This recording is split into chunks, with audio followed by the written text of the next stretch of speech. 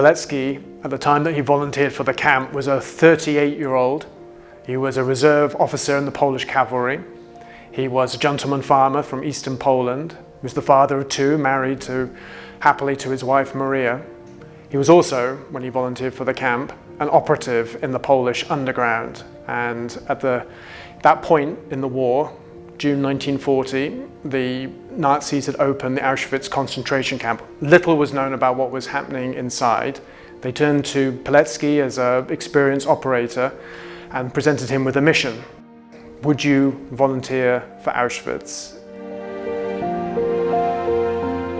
So in 2011, I was talking with a war reporter friend with whom I covered Iraq and Afghanistan, and he had just come back from Auschwitz on a reporting assignment and had learnt about the camp resistance. I was completely blown away by this idea that there could be resistance in a place like Auschwitz. For me, the camp was a symbol of evil and the worst that man could do to man.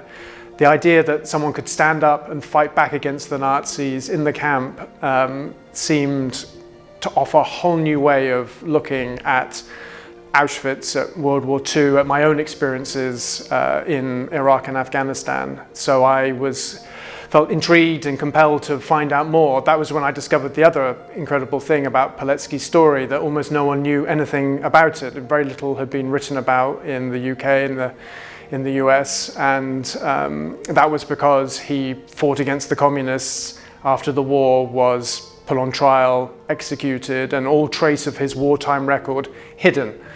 And so I felt here was a historical injustice that needed to be righted. And I think on some level I also felt personally challenged, because when Pilecki volunteered for the camp, he was 38 years old. That was my age at the time. He had two kids like I did, and had a house and a home. So I knew I had this question to answer, what would make Pilecki volunteer, give up everything, risk everything for the mission? I think that act of choosing is a reminder that we also have to choose when we confront evil. We have a choice about whether to turn away or whether to try and find out more. And I think everyone who read Pilecki's reports turned away, and Pilecki didn't. He kept on reporting and he kept at it. And I think that persistence, that courage in the face of great evil is something that we can all be inspired by today.